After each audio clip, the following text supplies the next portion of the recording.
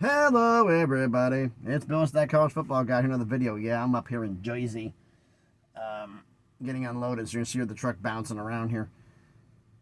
Had a little bit happen in the world of realignment, didn't we? Some people think certain things matter. Like, first off, let's get the elephant out the way. Florida State Clemson lawsuit. So they go in to get settled. Everything else. Everybody and their mother has done a video on that. So I'm not really going to expand on that too much. On the fact is, when it gets done, because I haven't done anything about it in depth, is what is there to tell? Until the settlement's done, there's nothing new. Oh, this motion, this, who cares? Does anybody care about it? I don't. Until we get an actual decision, it doesn't matter. Then we start worrying about things. Now, the Mountain West Pac-12 drama, I've seen a lot of people, Kuz's Corner, have said the fact that, do I really care? Let me explain a couple things that's going on with this. First off, we all know, on this, the Pac-12, actually full actual accuracy here. Here they go unloading. Boise State, Colorado State, Fresno State, San Diego State approached the Pac-12 about joining and were offered and accepted memberships into the conference. And then not too long ago, Utah State was offered membership and accepted into the conference. And then after Utah State got accepted and they find out they're owed $56 million in penalty fees, the Pac-12 suing the Mountain West for the agreement that they signed for the scheduling agreement. So, see, basically what it is that the Mountain West offered you a lifeline to give you a scheduling agreement when you had no damn schedule. You happily accepted it. Now, part of that is by poaching schools. They put in penalties to take place to prevent you from doing what you're doing now. And now you're saying you shouldn't have to pay them because you're trying to survive. So you're accusing the Pac-12 of doing something against your best interest while doing something against them at the same time. Your lawsuit's going to get laughed out of court. Now, on Twitter, on X, we all know it's a feeding frenzy. It's a bunch of just craziness. We all know this. This is nothing new. A lot of shade thrown around. We get the right to do what we want to because we need to survive. If we have to destroy other people in the process, it doesn't matter. I'm like, all of this BS, 99.9% of it is from Oregon State fans. The Washington State fans that have talked about it, most of them I've talked to have the simple fact. As a matter of fact, one put up a tweet that I was going to, repost, but it got taken down. I wonder if some of his Washington State fans or someone threatened him or did something to him. Hopefully not. But his post was, we made an agreement. Our word is what our value is. Pay the fees. If we don't abide by our word, who's going to trust us in the future? And here's the point. Like, a lot of people in the Big 12 and the ACC, besides, we have Big 12 and ACC subscribers here. I know we do. I can tell that by the subscriber roll call. We have Big 12 and ACC subscribers. Oregon State and Washington State have both been linked to both of your conferences. If they're willing to do this, to sue, to get out of an agreement, are they worth the headache to be in your conferences? I don't think so. That's the only thing for you guys I'd pay attention to, because the fact is, and if they're able to sue and win, so that means that any grant of rights that isn't ironclad, there's possibility that secondary clauses can be stricken down. I don't know of any in the Big 12 or the ACC. I don't think there are any second. This is pretty damn ironclad for the most part. I think I haven't heard any secondary clauses being used or anything this recent after the filing, or the fact that they were going to sue before they even signed the paperwork.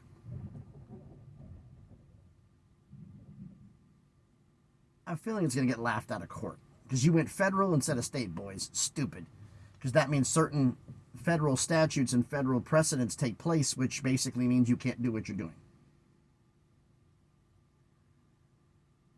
Now, as for that whole thing, everybody is like, it boggles my mind what's going on right now is the fact I'm hearing stories about a program that has not had that many winning seasons in the last 40 years, who has been one of the worst FBS programs of the last 40 years, is being mentioned as the linchpin to whether or not the Mountain West and the Pac-12 survive, and that's UNLV. Are we in the Twilight Zone? And then comes out the news that broke last night that starting quarterback Matthew Sluka from UNLV said that certain considerations weren't made. Yeah. What I'm hearing is you asked for more NIL money. You didn't get it. So now you're going to sit out the rest of the season in red shirt. Somebody apparently got to him. Unconfirmed, rumor and innuendo, but you wouldn't be doing this without being offered more money from somebody else. So UNLV just lost their starting quarterback. Welcome to the world of modern college football, right? So it would be interesting in the offseason to see where he goes, but we'll find out who bought him right now. That'll tell the tale on that one. But what's going to happen with both of those conferences? Well, the Pac-12, they have their options. They want UNLV badly. And UNLV's like, wait a minute. And everybody's saying, they should just go. They should just go. Why? To go to Mountain West 2.0? They're not going to a power conference. I don't care how much sunshine Oregon State fans, which is primarily them, blow up everybody's ass. They're not a power conference. They're not going to be. You are a power school for the next 2 years. Then after that, you're reevaluated.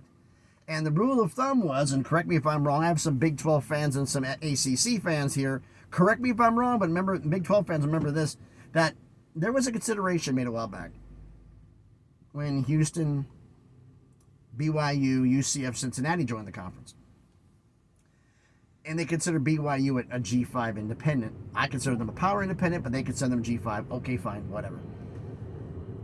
And they wanted to add Boise State and San Diego State. And they got told the fact that basically, rule of thumb for being an autonomous conference, at least 2/3 of the members of your conference need to be existing autonomous power schools. You add those two to keep the 2/3, you'd have to have 4 power schools to make it up. And then on top of that, you'd have to add the money for everything else, and there's no money for anybody other schools coming in, so it just got killed right then and there. If that is indeed true, as I keep hearing it, if that is indeed true, you added now 5 G5 schools, which means to have your 2/3 mark, you need to have 10 power schools, autonomous schools total. So you have 2, Oregon State, Washington State, means you need to go to the Big 10, the Big 12, the ACC, or the SEC, or Notre Dame, and add a combined total of 8 more autonomous schools to get your power status. It's not happening. Let it go. You're a G conference now. Let it go. Now, as for the future of the conferences, we don't know what UNLV is going to do. And one thing I've been hearing from everybody I know, because I lived in Vegas for 40 years. Everybody I'm hearing back at UNLV, they got the same thing. Why the hell are we going to another conference with a couple of people running it who we don't trust, who are doing everything in their power to cut everybody else's throat to get ahead, it seems like.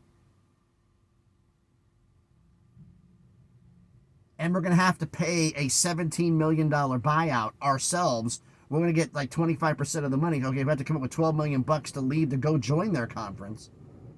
Or we stay here and have $100+ million to split with 7 other schools towards our future for the next 5 years. And then we'll reevaluate then. At that point in time, there may be a merger going on. There may be other things going on. Plus, there's also, I call it the Liberty Gonzaga effect. Liberty proved one thing that a lot of people like. SMU last year was the best G5 school, champion-wise. But Liberty got the nod. Why? Because they were higher ranked. Why are they higher ranked? The pollsters have one simple rule. You lose to a G5 school, you drop. Badly. Unless you're Notre Dame and the poll will kiss your ass. And make your team that beat you a top 25 school who just got waxed by Buffalo. So, sorry Notre Dame fans, but that's the truth here. They propped Northern Illinois up, and Northern Illinois is not that good of a team. They might make 7-5 this year. Be worthy of a top 25 rank, they should be 10-2 in the MAC. And they're going to be way behind Toledo, Ohio, and Miami of Ohio. Bowling Green, who's also done a good damn job against 2 power schools.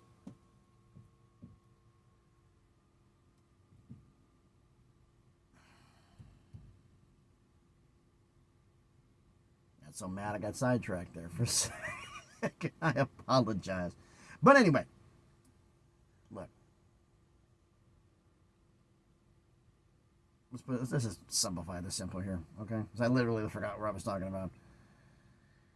Pac-12 needs status quo. We know that. Who are they going to go get? They want UNLV so bad they can taste it. UNLV doesn't want to spend the money. Wants to save the money. The Liberty effect, the Gonzaga effect, which is what I was talking about. Now that I'm back on track, forgive me, it's early in the morning. Liberty Gonzaga effect proved the fact, like, Liberty went up, as the fact is, what makes more attention and gets more attention and notice from pollsters? Beating a good G5 school by 10 or beating a tomato can 66-0? Beating the tomato can 66-0 because you won with style points. If your Pac-12 champion has 2 losses or more, and there's a champion from the American, the Mountain West, the Sun Belt, Conference USA that has 1 or less losses, they'll probably get the thing in before you, provided that 1 loss is to a power school.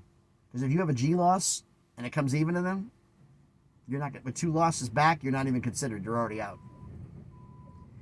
UNLV, from what I'm thinking about, the fact is the Mountain West is going to be weaker. We have a shot at 0-1 losses every year. We can have the Liberty effect, make ourselves in a better position where we are. And they're thinking, and this is where we definitely part ways. No, hell no. My UNLV fans will be mad at me. Sorry. They're thinking that if they dominate this is literally what I'm hearing. I'm not making this crap up. Okay? So, I'm not making this up. This was, no. They thought if they dominate this new Mountain West for 5 years, they can get an invite to the Big 12. You're going to have to dominate that new Mountain West for about 15 to 20 years.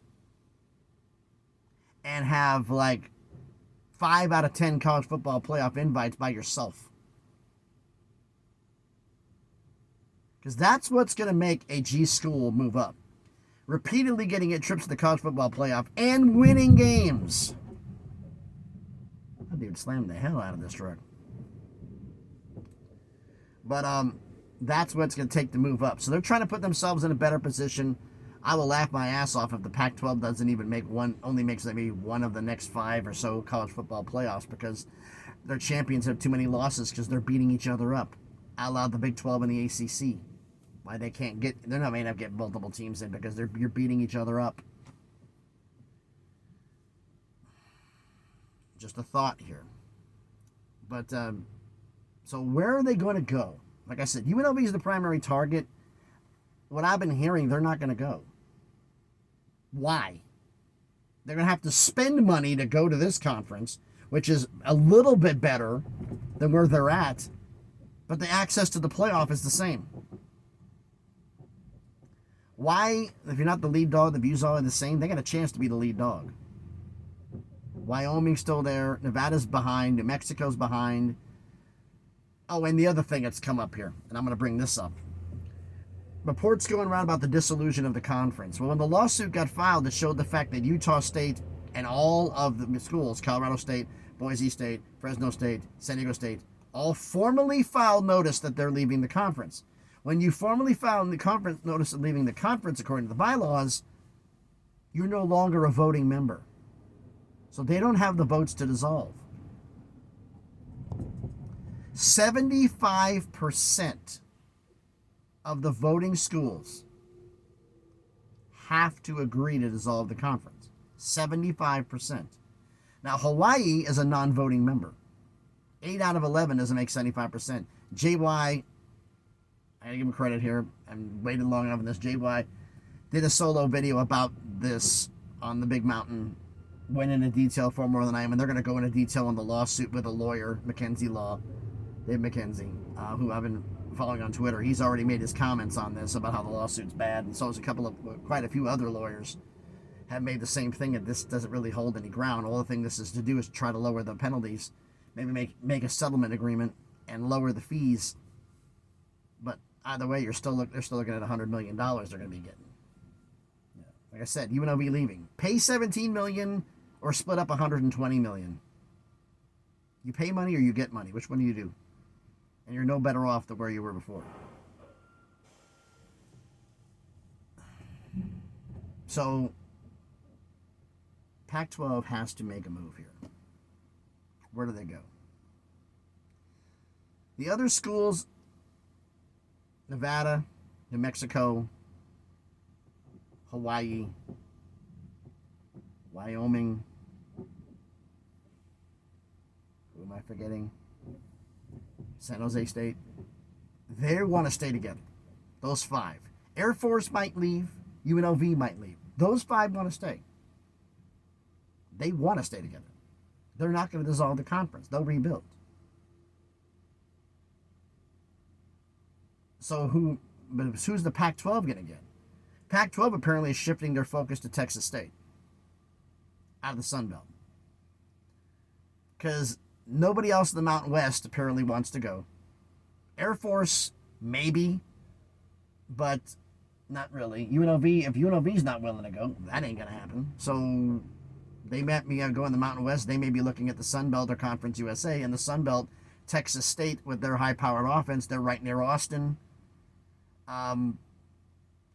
They may be the next member of the conference. Could they get somebody out of the Mountain West and nobody knows about it yet? Could they get UNLV? Yeah, UNLV could. But the problem is for me is they're having budgetary issues right now. And this influx of money would be a big advantage for them. So I don't think they're going to leave. Could somebody else leave? Could San Jose State get the invite? Yeah, they could. But let's just say for the sake of argument they don't get it. And let's just say for the sake of argument, like I said, they'll probably make it San Jose State, UNLV, Texas State, one of those schools. That's pretty much where they're going to go. They're not going to be able to go east. What's the Mountain West going to do? So the Mountain West is going to fold because they don't have options. Sacramento State's has asked to come up. They want to come up. People from New Mexico State supposedly have reached out. People from UTEP supposedly have reached out. That's 3. Everybody's bringing up Montana and Montana States about being possible expansion candidates. Montana, there is I forgot his name and I greatly apologize. There's a billionaire who lives in Montana who is a big donor, supporter, booster of the Montana Grizzlies, who has no problem donating money, and in fact, unofficially, rumoredly, said he'd be willing to foot the bill for the 10 to 15 million bucks on facilities or whatever else needs to be done to get Montana up to FBS. He's willing to pay the bill to do it because he knows long term it's going to help everything out in the long term, and it'll help him out in the long term. So you could get Montana. And a school that's popped up recently is Sam Houston State. Sam Houston State is not on the Pac-12's radar. If the Pac-12 doesn't get Texas State and they get another Mountain West school, okay, fine. But for the Mountain West, getting Sam Houston State gives them the one thing right now that the Pac-12 doesn't have: the Central Time Zone. They're only making $800,000 a year in Conference USA. This new version of the Mountain West is probably going to make the same money as the Sun Belt, about $2 million a year, probably, about $2 million a year. It would be $1.5 to $2 million if UNLV and Air Force left. It probably is going to be more than $2 million with them there, maybe 2.5. They're going to take a pay cut of about $1 million a year for those schools leaving. So it should be more than that. Well, the problem is you forget that Boise got uneven revenue. Boise's uneven revenue is gone. Everybody's going to be even. So that gives you more of an advantage. So both conferences are going to be fine long term. Is this going to affect anything down the road? The lawsuits with potential of breach of agreements, of any kind of agreement, could it establish a precedent of some type that could affect realignment down the road? Possibly.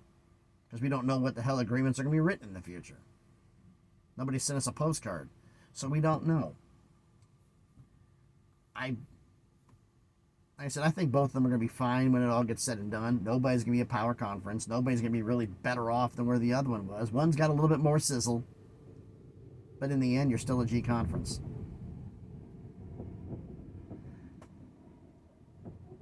There is, as of now, a P4 and a G6. Some say there's a P2.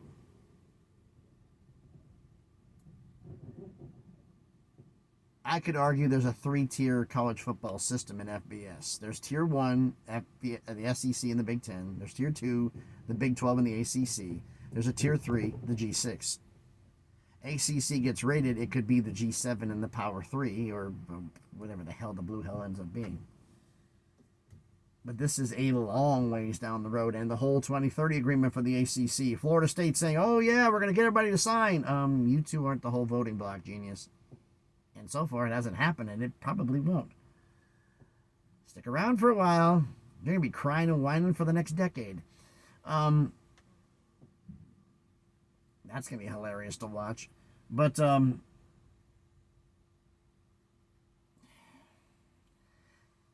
I said, the only thing if for a Big 12 and an ACC fan that could be consideration for the fact is that they win this lawsuit, does this open up, create a precedent for anything else in the future? I don't know how the Big 12 and ACC grant of rights are. I don't know if there's any secondary clauses or anything like this in it, with this clause to let that part be stricken. I don't know if there is one, so I don't know what I'm talking about.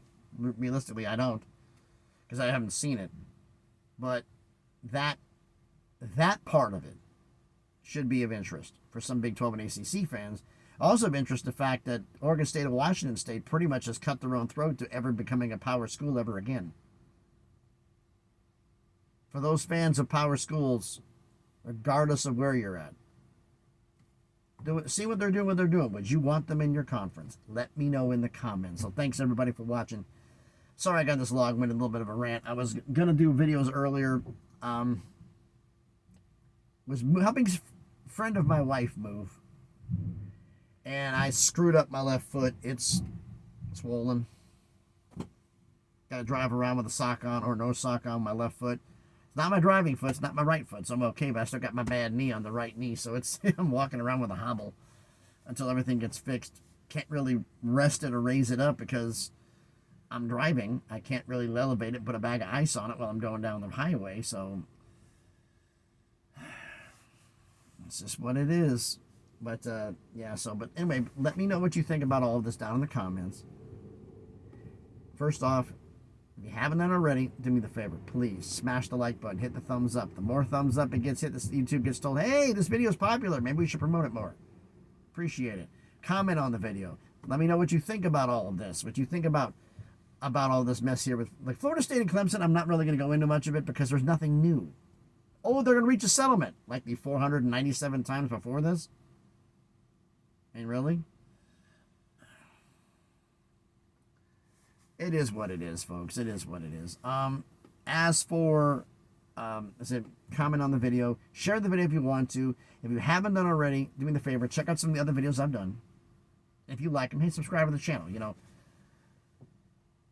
on the way to 700 subscribers, slowly but surely on the crawl to 1,000 to make some things happen. We're a very, very, very small YouTube channel I have here and trying to make this thing grow. Slowly but surely. If you want to follow me on the in the craziness that is the world of X, of Twitter, link will be in the description. Yeah, it gets crazy around there. It gets some people rather hostile. Sometimes it's absolutely hilarious. But all things being said,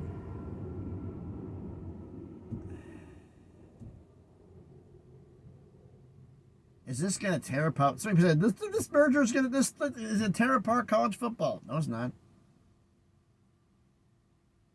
The schools from the American looked at the deal and said, "You don't have one? Thanks, but no thanks. We already got $7 million in the bank. You can't guarantee making $5 million. Bye. Have fun."